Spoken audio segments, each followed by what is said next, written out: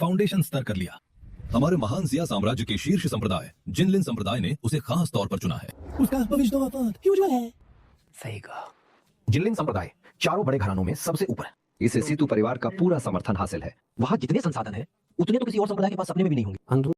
होती है जिसने सीखने का सिर्फ एक मौका पाने के लिए एक मार्शल आर्ट्स हॉल में 10 साल तक गुलाम की तरह काम किया। लेकिन जैसे ही वादा किए गए 10 साल पूरे होने वाले थे, उसके सीनियर भाई ने न सिर्फ एक फरमान निकाल दिया कि आम लोगों को मार्शल आर्ट्स का अभ्यास करने से प्रतिबंधित किया जाता है, उसने उसे हॉल से बाहर निकाल दिया, यह दावा करते हुए कि एक आम आदमी के साथ ट्रेनिंग करने से उसे घिन महसूस होती है। हालांकि उसे बिल्कुल भी अंदाजा नहीं था कि वह उस फैसले पर बहुत जल्द कितना पछताएगा। उसी पल प्रतिष्ठित चांग शान परिवार का वह आदमी ठंडी बेरुखी के साथ बोला कि तुम्हारे जैसे लोगों को ट्रेनिंग करते देख उसे लगता है कि मार्शल पथ अपवित्र किया जा रहा है। वह सच में मानता था कि उनकी मौजूदगी ही उसकी महान कला पर एक दाग है। सिर्फ उसी वजह से उसे अपने कानों पर यकीन नहीं हुआ। लेकिन सीनियर भाई वह हक लाया, एक स्पष्टीकरण के लिए बेताबी से। सालों पहले आपने खुद वादा किया था कि अगर मैं 10 साल तक काम करूं तो आप मुझे एक मास्टर इंस्ट्रक्टर से मिलवाएंगे। आप मशहूर जेंटलमैन स्वॉर्ड हैं, अपने शब्द के पक्के आदमी। सीनियर भाई बस मुस्कुराया और उसी समय अपनी कहानी बदलने का फैसला किया। क्योंकि तुमने इसे इस तरह रखा है, चलो एक अलग स्पष्टीकरण आजमाते हैं। तुम्हारा चरित्र दोषपूर्ण है, तुम अपनी प्रोबेशनरी अवधि में असफल रहे हो और खराब आचरण के लिए तुम्हें मार्शल आर्ट्स हॉल से निष्कासित किया जाता है। दोषपूर्ण चरित्र, विडंबना लगभग सहन करने के लिए बहुत ज्यादा थी। उसे पूरी तरह बेतुका महसूस हुआ। उसका सीनियर एक ढंग का बहाना बनाने की भी जहमत नहीं उठा सका। उस पल उसने आखिरकार समझ लिया कि उसके सामने खड़ा तथाकथित जेंटलमैन स्वॉर्ड शुरू से ही अपना वादा पूरा करने का कभी इरादा नहीं रखता था। चूंकि हम कभी एक ही संप्रदाय के भाई थे, मैं तुम्हें एक आखिरी बात बताऊंगा, सीनियर ने जोड़ा। 1 महीने में मार्शल आर्ट्स की दुनिया एक भव्य टूर्नामेंट आयोजित करेगी जो निचले वर्गों की किस्मत तय करेगा। तुम अपनी किस्मत आजमा सकते हो। हालांकि अगर कोई भी आम मार्शल आर्टिस्ट 3 मुकाबले नहीं जीत सका तो तुम्हें सिर्फ होलो से ही नहीं रोका जाएगा, तुम्हें अपने ही घरों में भी मार्शल आर्ट्स का अभ्यास करने से मना कर दिया जाएगा। वे शब्द अपने ही घर में भी मना उसे एक शारीरिक प्रहार की तरह लगे। उसका दिल पूरी तरह डूब गया। बात को और बदतर बनाते हुए सीनियर भाई ने बताया कि वह टूर्नामेंट में महान परिवारों का प्रतिनिधित्व करेगा। मैं एक भी आम आदमी को आगे नहीं बढ़ने दूंगा। अगर तुमने मेरे सामने अपना चेहरा दिखाने की हिम्मत की तो मैं गारंटी देता हूं कि मैं तुम्हें पीट पीट कर मार डालूंगा। जेंटलमैन स्वॉर्ड के ठंडे शब्दों ने प्रभावी रूप से उसके दिल में बची आखिरी उम्मीद की चिंगारी का गला घोंट दिया। उसे महसूस हुआ मानो मार्शल आर्ट्स में उसका रास्ता काट दिया गया हो और उसे मुश्किल से याद था कि वह उस जगह से कैसे निकला। उसके चारों ओर की दुनिया फीकी बेजान धूसरता में बदल गई थी, जबकि वह पूरी तरह स्तब्ध होकर चलता रहा। यह तब तक नहीं था जब तक उसने अपने घर की परिचित नेम प्लेट नहीं देखी कि उसकी आंखों में आखिरकार फिर से फोकस लौटा। वह अब घर पर था और उसने खुद से कहा कि वह अपने पिता को अपनी निराशा की एक झलक भी नहीं देखने दे सका। उसे खुद को संभालना था और उस दर्द को छिपाना था जो उसे पूरी तरह निगल जाने की धमकी दे रहा था। उसने अपनी मुद्रा में थोड़ी ताकत भरने की कोशिश की, ऐसा दिखने की कोशिश करते हुए जैसे वह अभी भी भविष्य वाला इंसान हो। वह जानता था कि उसे जल्दी और भरोसेमंद तरीके से अभिनय करना होगा, अपने पास बची हर दृढ़ता का इस्तेमाल करते हुए इस भूमिका को निभाना होगा। अगर उसने अपने ही झूठ का साथ नहीं दिया तो उसके पिता जरूर समझ जाएंगे और सच में चिंतित हो जाएंगे। भले ही उसकी आत्मा टूटी हुई महसूस हो रही थी, उसने उस आदमी का सामना कर